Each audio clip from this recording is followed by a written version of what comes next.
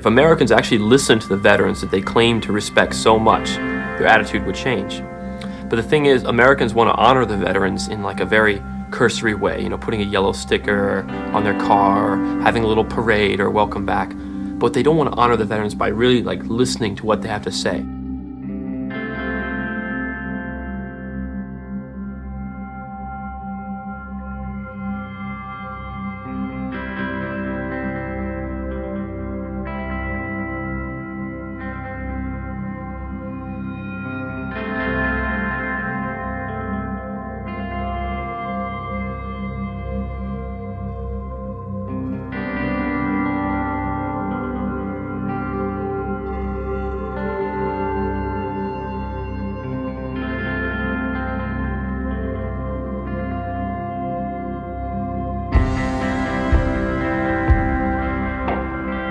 Have you ever read about the reasons they attacked us? We were not attacked because of our actions. They attack us because we've been over there. They want to kill us because of who we are and what we stand for. We're there, occupying their land, and if we think that we can do that and not have retaliation, we're kidding ourselves. But that kind of isolationism, sir, is what caused World War II. It's an extraordinary statement. As someone who lived through the attack of September 11, that we invited the attack. I believe very sincerely that the CIA is correct when they teach and talk about blowback. Blowback does not mean simply the unintended consequences of foreign operations. It means the unintended consequences of foreign operations that were deliberately kept secret from the American public, so that when the retaliation comes, the American public is not able to put it in context, to put cause and effect together, that they come up with questions like, why do they hate us? There is a direct connection between events that happened more than 50 years ago and the war in Iraq today. In 1953, the Prime Minister of Iran, Mohammad Mossadegh, became extremely irritated. The British were ripping off his country's national resources. He wanted a greater share in it. The British came to the new President Eisenhower and asked for help on this.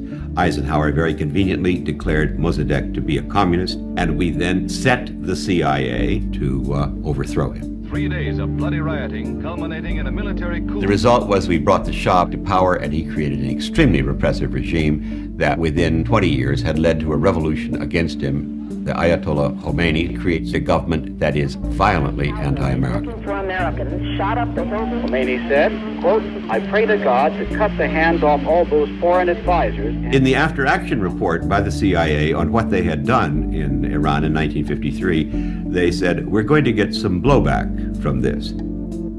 We then made a puppet out of Saddam Hussein in Iraq, who was a friend of ours. He was an asset in the CIA's computers. We did so because he was anti-Iranian. He was very fearful that the revolution in Iran would spread into his country. He therefore went to war with Iran. The war was extremely bloody, went on throughout the 1980s. Unfortunately for Saddam Hussein, he began to lose the war.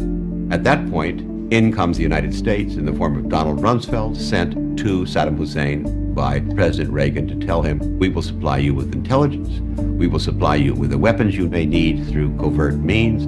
It is why cynics in Washington say, we know Saddam Hussein had weapons of mass destruction, we have the receipts. This is what we mean by blowback. He remained a friend of ours right up to his invasion in the summer of 1990 of Kuwait. We became alarmed when he invaded Kuwait that he could also go on and invade Saudi Arabia itself. The largest reserves of oil on earth. We stationed troops in Saudi Arabia. It was a mistake in every sense of the term. Remember, Osama bin Laden had said, I resent the government of Saudi Arabia for using Americans to defend Saudi Arabia against Iraq. At that point, we began to fear that we were going to lose our position in Saudi Arabia. Well, the second largest source of proven reserves on earth are in Iraq. This leads us now to demonize our previous ally and to prepare the American public for the thought that we must take him out. In the years preceding 9/11, Osama bin Laden was a young freedom fighter who promised American officials he'd help them to oust the Soviets from Afghanistan. It wasn't long before the agency was secretly arming every Mujahideen volunteer in sight. The American Stinger anti-aircraft missile, the weapon most credited with giving the Mujahideen an edge in the war.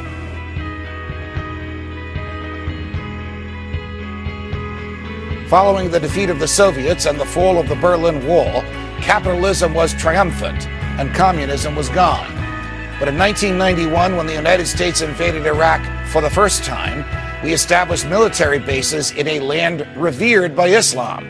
Every suicide terrorist campaign since 1980 has had as its central objective to compel a democratic state to withdraw combat forces from territory that the terrorists prize. This war is not against Americans because we're Americans. It's motivated by the activities of our government and its allies in the Muslim world. Furious at the American government for desecrating their lands, bin Laden and his maniacal associates began plans that would lead to the clash of civilizations that culminated in the tragic events of 9/11. They don't come here to attack us because we're rich and we're free. They come and they attack us because we're over there. Mossadegh was freely elected, okay? He served almost 2 years. We went in there and caused the demonstrations that led to his overthrow. Now the Iranians remember that, they remember that. Yes, there was blowback. The reaction to that was the taking of our hostages. Most of the American people are totally unaware of what really goes on with our foreign policy and of the way we're irritating people. We're creating a lot of enemies around the world. Maximum covert operations to block and disrupt the Iranian program, including taking out their scientists, including breaking up their systems, all of it covertly, all of it deniable. Iran is a country that has been at war with us since 1979. The senator is wrong on his history. We started it in 1953. The blowback came in 1979. It's been going on because we just plain don't mind our own business. That's our problem.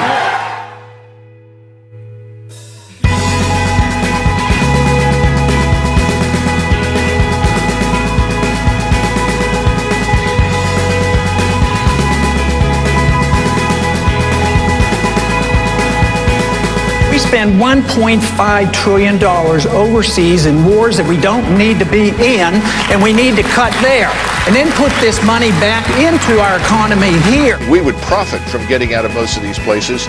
The threats would actually recede because our very presence in many places is unwanted.